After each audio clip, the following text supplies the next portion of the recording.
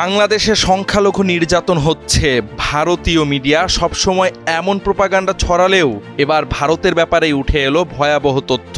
মানবাধিকার সংগঠন association for protection of civil rights APCR এর প্রতিবেদন বলছে, বিজেপি সরকার শাসিত ভারতে মারাত্মকভাবে বাড়ছে হেইট ক্রাইম, যার নিশানায় শুধু মুসলিমরা নন, খ্রিস্টান ও দলিত আদিবাসীরাও রেহাই পাচ্ছে না।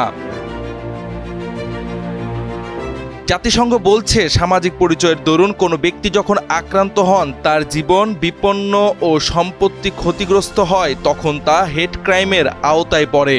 একইভাবে হেইট স্পিচ বলা হয় সেই আপত্তিকর কথাকে যা ব্যক্তি সামাজিক ও ধর্মীয় পরিচয়ের দিকে লক্ষ্য করে দেওয়া হয়। এটি মানুষকে হিংসাত্মক করে তোলে, সামাজিক শান্তি ও সম্প্রীতি নষ্ট করে, সাম্প্রদায়িক উত্তেজনা সৃষ্টি করে।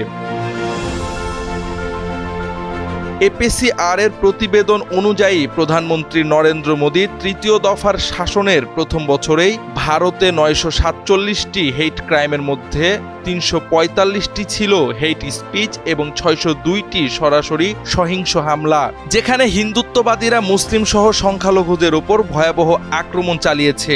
602টি ঘটনার মধ্যে 173 জন সংখ্যালঘু শারীরিকভাবে আক্রান্ত হন, যাদের মধ্যে 25 জন মুসলিম নিহত হয়েছেন। ক্ষতিগ্রস্ত হয়েছেন 25 জন হিন্দুও। এদের মধ্যে নারীর সংখ্যা ছিল সবচেয়ে বেশি।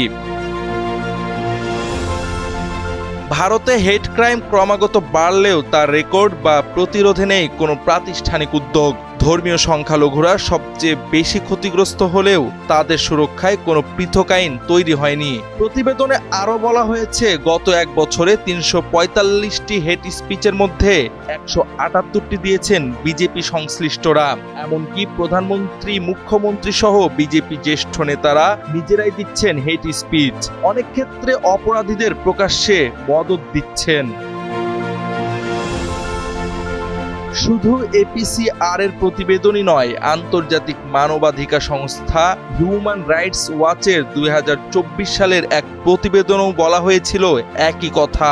নরেন্দ্র মোদীর নির্বাচনী প্রচারণার মূল বিষয় ছিল হেট স্পিচ। প্রধানমন্ত্রী ও তার দলের শীর্ষ নেতারা বারবার প্রান্তিক গোষ্ঠীর বিরুদ্ধে বৈষম্য, শত্রুতা ও হিংসা উদ্রেক করার মতো ভাষণ দিয়েছেন। প্রধানমন্ত্রী মোদী নিজে 110টি নির্বাচনী ভাষণে ইসলাম বিরোধী বক্তব্য পেশ করেছিলেন, যা সংখ্যালঘু নির্যাতনকে উস্কে দিয়েছিল আরো বহুগুণ। জাওয়াদ আহমদ, সময়ের আলো।